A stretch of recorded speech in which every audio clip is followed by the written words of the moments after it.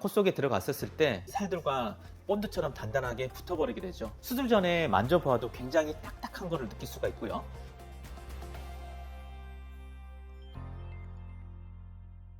안녕하세요. 아름다운 코, 숨쉬는 자유, 바르코 대표원장 김준입니다. 오늘은 이물질 제거 후 코 성형에 대해서 알아보도록 하겠습니다. 요즘 상담하러 오시는 분들 중에서 코에 필러와 같은 물질 아니면 실과 같은 물질들을 삽입한 후에 코가 굉장히 불편해요. 이런 걸 호소하시면서 상담원들이 많기 때문에 이 주제를 통해서 이런 환자들을 어떻게 수술하는지, 또 수술할 때 주의할 사항들은 뭔지, 이런 부분에 대해서 오늘은 알아보도록 하겠습니다.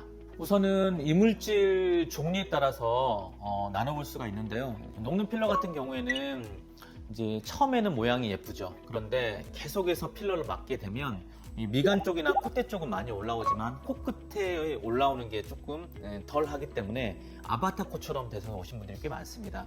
두 번째로는 안 녹는 필러가 있겠죠. 안 녹는 필러는 기존의 녹는 필러하고는 다르게 코 속에 들어갔었을 때 이게 퍼지거나 녹지 않고 살들과 본드처럼 단단하게 붙어버리게 되죠.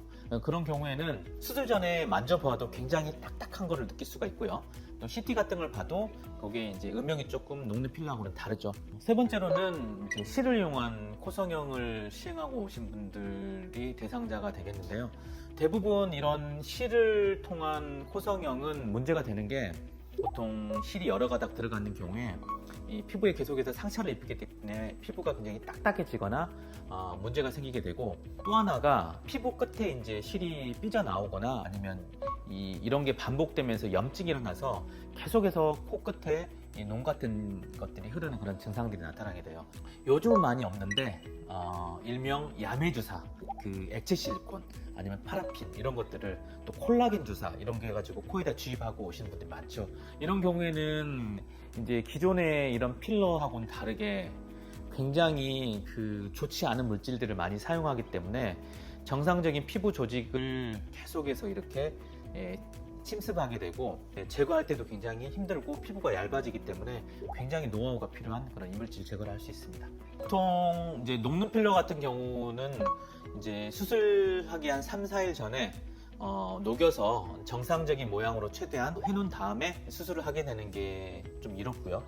이제 녹지 않는 그런 필러라든지 아니면 뭐 야매 주사 이런 거라든지 실 같은 경우에는 수술장에서 제거와 동시에 수술을 하게 됩니다. 녹지 않는 필러나 아니면 야매 주사 같은 경우에는 제거를 하면서 코 밖의 모양을 계속해서 확인을 해야 돼요. 그래서 얇아진 부분이나 꺼진 부분들은 연고를 아주 곱게 다진다거나 아니면 피부를 이식을 해가지고 이 모양을 조화롭게 잡아가는 그런 노하우가 필요합니다. 또한 실 같은 경우는 완벽하게 제거하는 게 좋은 이유가, 남아있는 실이 염증을 일으키는 경우가 꽤 많거든요. 그래서 그런 경우에는 피부에 들어가 있는 실의 끝부분을 찾아서 조심스럽게 빼줘서 가닥가닥 빼주기 때문에 굉장히 시간도 오래 걸리고 굉장히 꼼꼼한 그런 실력이 필요한 그런 수술이라 할 수 있습니다. 이제 이렇게 이물질을 제거한 코들은 수술한 후에 굉장히 멍도 많이 들고요. 피부가 얇아졌기 때문에 그 손상된 피부가 회복되는 과정 중에 수축하게 되고, 그리고 움푹 패이고 이런 현상들이 나타나게 되죠. 그래서 이 수술 직후에 회복시키는 시스템이 굉장히 중요합니다. 바로코에서는 우선은 이렇게 이물질 코 성형을 하신 분들이 고압산소 치료를 통해서 코의 붓기도 빼주면서 코로 가는 혈류를 굉장히 왕성하게 해주게 하죠. 두 번째로는 말초혈관을 확장해주는 주사를 통해서 피부가, 손상된 피부가 더 수축된다거나 괴사가 된다거나 이런 걸 막아주는 그런 혈관 확장 주사를 수술 직후에 놓게 됩니다.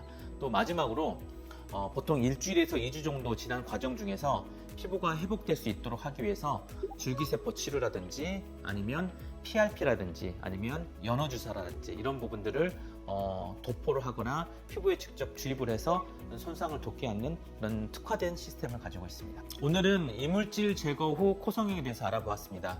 이물질 제거는 그냥 간단하게 생각할 문제가 아니고, 어떤 이물질이 들어가 있는지를 명확하게 알고 수술하기 전에 충분한 계획을 세워서 여기에 맞는 자가조직을 이용한 그런 코 성형을 통하고, 또 특화된 그런 관리 시스템이 있는 병원에서 정확하게 치료를 받는 게 무엇보다도 부작용을 막는 그런 방법이라 하겠습니다.